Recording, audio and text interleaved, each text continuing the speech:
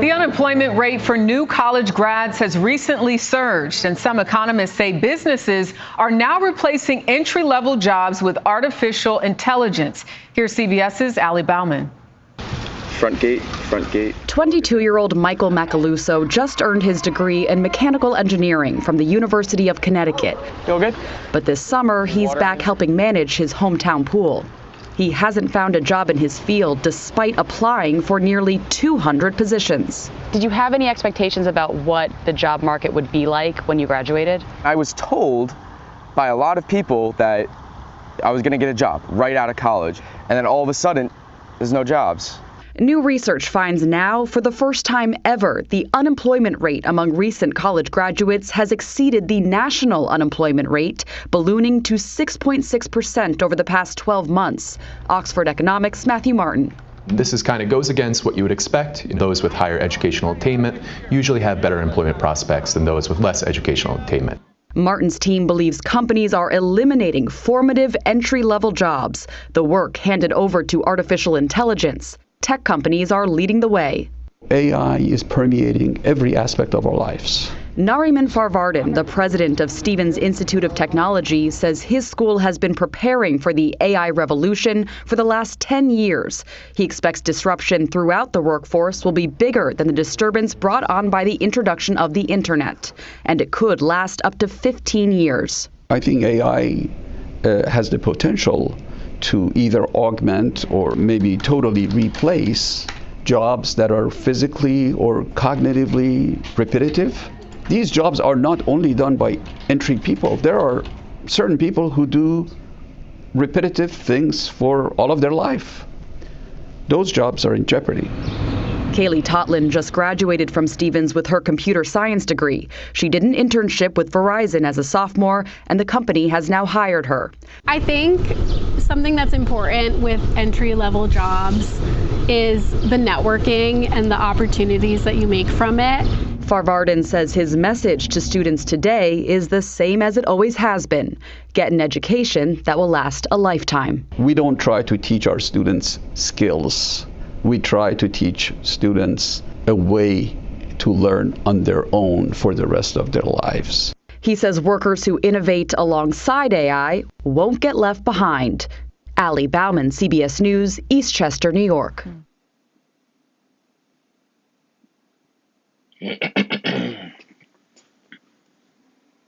First off, I want to start off and give all honors and infinite praises to Yahweh, Bahashem, Yahweh Shai, Bahashem Rakakwadash. Double honors to the apostles and elders of Great Millstone, who taught us his truth and who rule well. Peace and safety and salutations out there to you sincere, and you hopefully elect, scattered abroad across the four winds of this earth. All right, I'm your fellow servant, Mala Akia. All right, coming in with another lesson today. Quick, short, basically straight to the point. All right, and hey, we can hey man, as we're looking at all these things coming to pass, man, we see that America, Babylon the Great, is falling. All right, this is the time to be rejoiceful. It's the time to be glad and happy. All right, because we're seeing the downfall of this place. All right, and we knowing that right now we are within the transitionary period. All right, in order for them to bring in their NWO. Okay, so they're cutting down. Okay, a lot of these different jobs. Okay, they're cutting the jobs down. They're cutting everything down, and they're replacing them with AI. All right, I'm sure you've been seeing videos of other brothers been doing videos on it, but when you look at it, all right, the full spectrum of this thing, this is all leading towards the elites being at the top and everyone else being at the bottom. Okay, there's not going to be any middle class anymore. Okay, they're replacing that with the AI. Okay, and if you don't have any type of way of engineering itself with the AI, especially right now, you're going to get left behind. Okay, so the old days of you going to try to hustle and make some money, hey, that's not going to really help anymore, man, because things is changing to all being digital. So here it is, the clip that I played at the beginning. You have graduates graduating college. They don't went and spent their hard, long years, all right, all throughout the elementary, the middle school, the high school, all right, basically the post grad college, okay, and now it's time for them to come out into the working field, the working world, and now they can't get any jobs, okay, no entry level jobs they're not going to be able to get because AI is taking over. And if you don't have any experience in any of those different fields, more than likely you're not going to get hired. Okay? So it's like the people who went to school, it's like they went to school really to waste their time. Okay? Because we're in the middle of the transitionary period. So it shows you that way you chasing certain things here in America, Babylon the Great, they were also vain, man. Okay, so I got a quick video right here to play, and then Committed to helping you navigate. And then I get a scripture. Committed to helping you navigate the high cost of living here in Florida. A new report from Wallet Hub reveals many Floridians are facing a serious issue with credit card debt. It shows Florida now ranks as the second most financially distressed state in the entire country. As part of our ongoing Price of Paradise series, we are digging deeper into that data and hearing firsthand about the struggles local families are now facing. ABC Action News reporter Keely McCormick is in studio this morning. Keely, you spoke to several people about this. What did you find out? Hey guys, good morning. I found that many families in our area are overwhelmed with bills. I spoke to a single mom of 5 who works every day and she still struggles to keep up. She's one of the many Floridians telling us about the pressures of making ends meet. Drowning in bills. That's how Brandy Lynn Colpo describes life as a single working mother. Mortgage or rent, electric, water, internet, phone, and especially if you have children, like you cannot live without those. And food expenses are really high. She has 5 kids and works every day cleaning rental homes across the Tampa Bay region. Still, she says some months the money just doesn't stretch far enough. The rise in costs and necessities and not the rise in pay. It's a struggle sometimes. She's not alone. Wallet Hub's latest report shows Floridians are under financial strain, ranking second in the U.S. for overall financial distress. Chris Lupo with Wallet Hub tells me several factors go into that ranking, one of which is credit card debt. So people are relying more and more on their credit cards for everyday expenses, not realizing that the credit card, the average interest rate on a credit card is 22 to 23%. And that's true for Lynn Colpo as well. Super easy.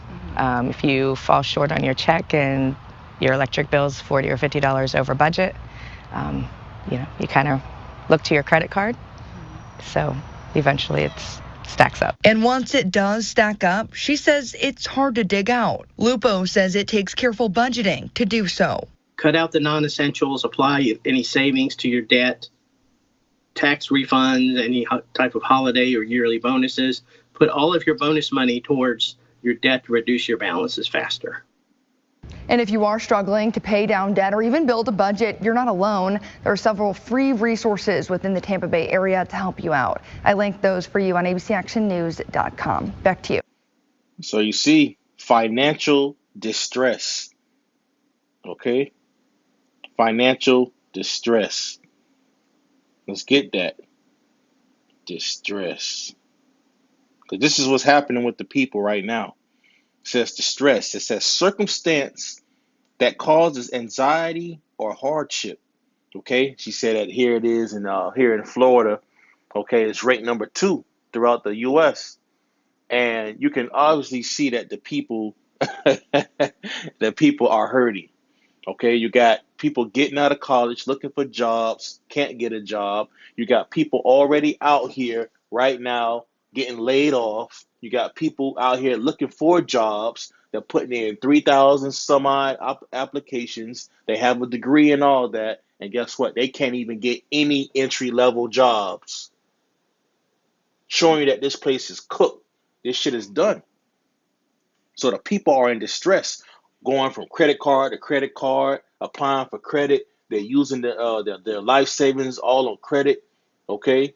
They're cashing in. Some of them are cashing in on their 401k, all right? But you got certain 401ks saying that they can't get their money out without a certain, penalty. So Hey, man.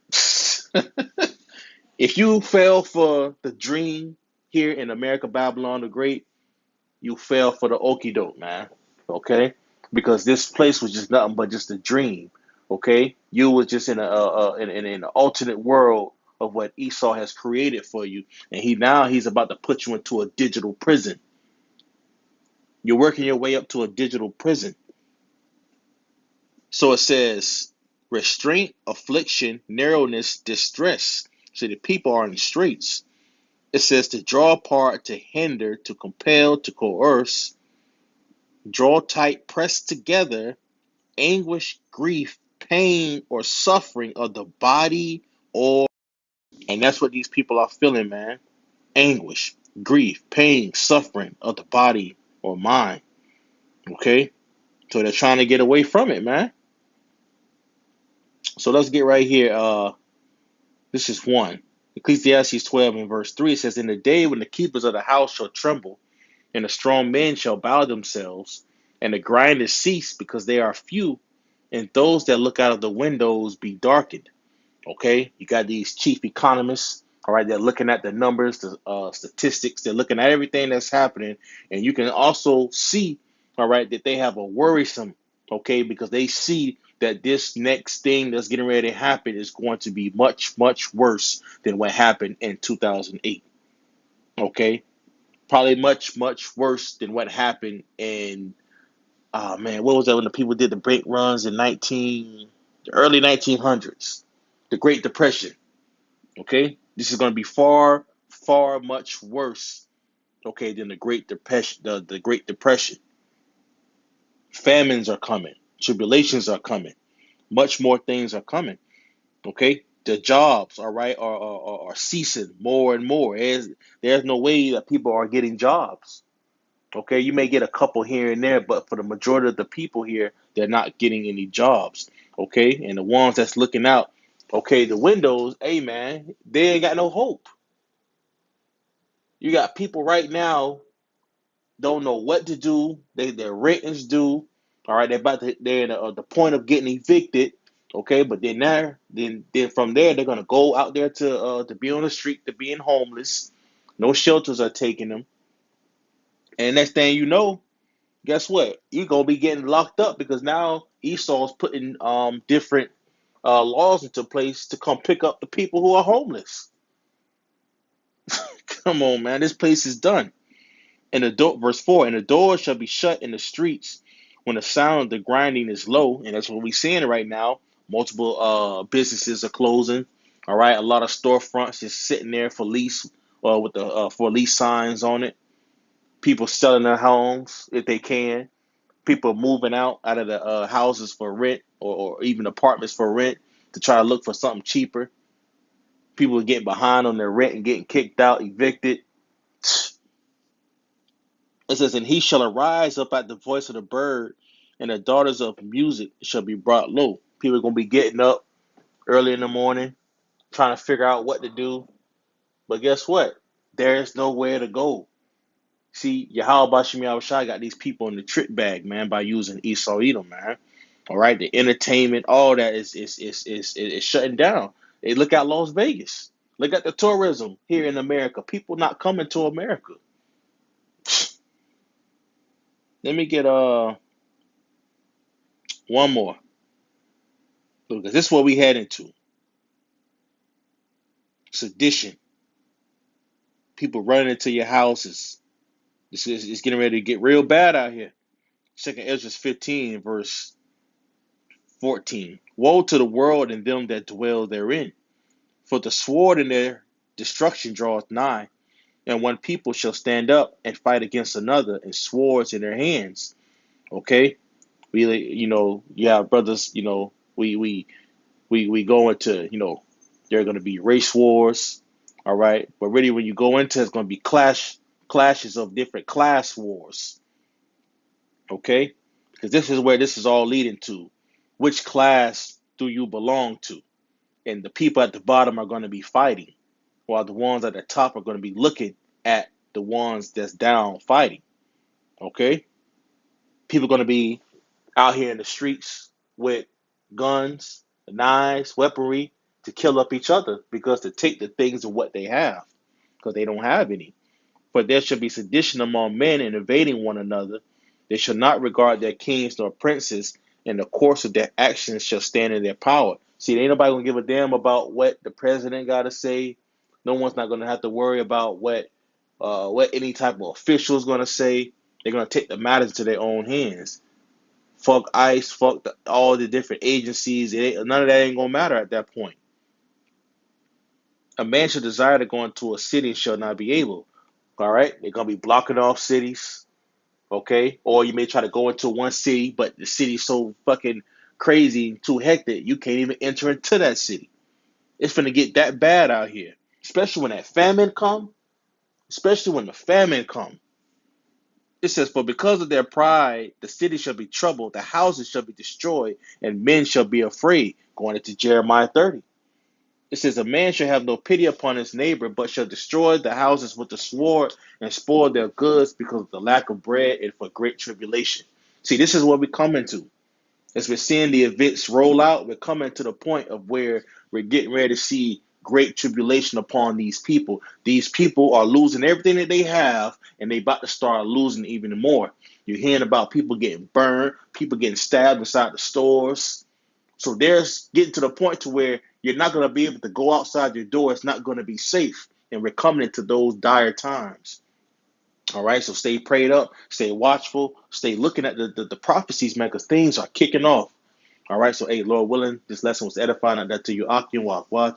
I want to give all honors and infinite praises to Yahweh, Bahashim, Yahweh Shai, Bahashim, Rakak Wadash. Double honors to the apostles and elders of Great Millstone, who taught us this truth and who rule well. Peace and safety and salutations that to you sincere and you hopeful elect, scattered abroad across the four winds of this earth. All right, I'm your fellow servant, Malaakia. Shalom.